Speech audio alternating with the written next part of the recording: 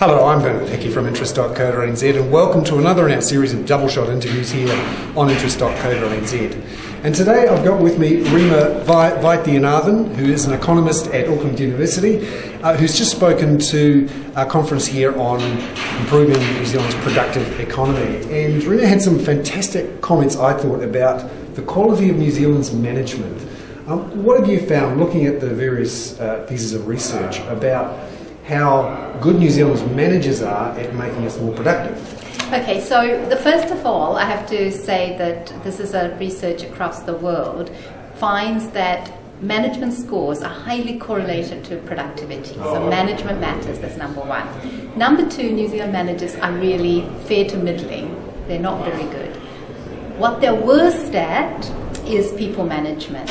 So for example, in addressing poor performance, New Zealand managers are worst out of the 16 countries. And worst practice in this domain means poor performers are rarely removed from their position. Why is that? Are we just too soft? That's a good question. I think one of the reasons, there's a couple of reasons. New Zealand managers and business owners are some of the most optimistic in the world. So we think we're fantastic. We think we're fantastic. And I hear this all the time in the business school where I work. Is my colleagues try to work with our businesses, trying to grow, especially in the export sector. Most of the managers we come across say, "Don't worry, we know what we're doing." And I find this a lot, and it's a good thing and a bad thing. The good thing about being optimistic and self-confident is that you fight against all odds. So our managers and our entrepreneurs are optimistic, they're out there fighting, and with the exchange rate the way it is, they are fighting huge odds. So it's a jolly good thing that they're hanging in there. So it's great that they're optimistic. The downside of optimism is that they have what's called a strong locus of control. So what a strong locus of control does is it makes you think that if you're in control, everything turns out well. If you're not in control, everything turns out proverbially. So New Zealand managers being highly optimistic makes them strong locus of control people. So one of the reasons I think we have a lot of optimistic managers is because starting a business in New Zealand is like, it's easy as falling off a chair. So almost make it harder to form businesses. Well, I don't know that we're going to go that far.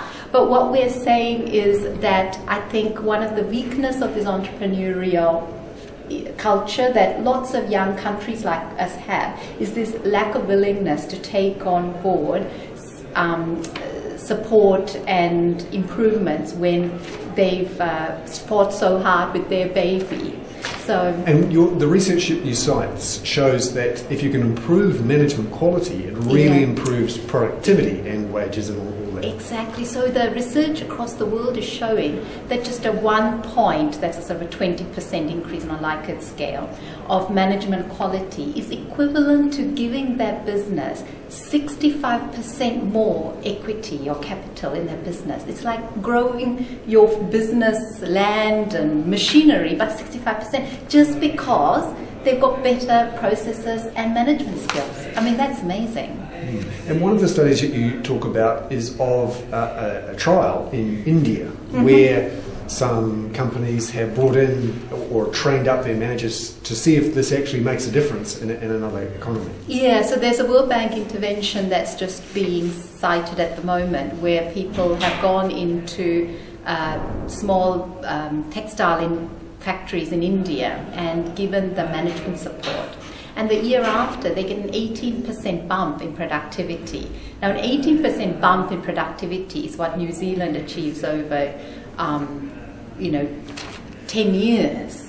So they fast-tracked our productivity improvement by that much. I mean, I don't think it will happen in that scale in New Zealand, but I'm just trying to alert people to this being an issue, it being a particularly bad issue in human resource management in New Zealand, and the fact that you can do something about it. Could this be because we've had something of a hollowing out of our management class, if you like, and might have left the country? I don't think we ever had a management class, actually, Bernard. I don't think that we ever had mature enough industry. So interestingly, I had a colloquium a few months ago with a colleague of mine from UBC who's a specialist in startups.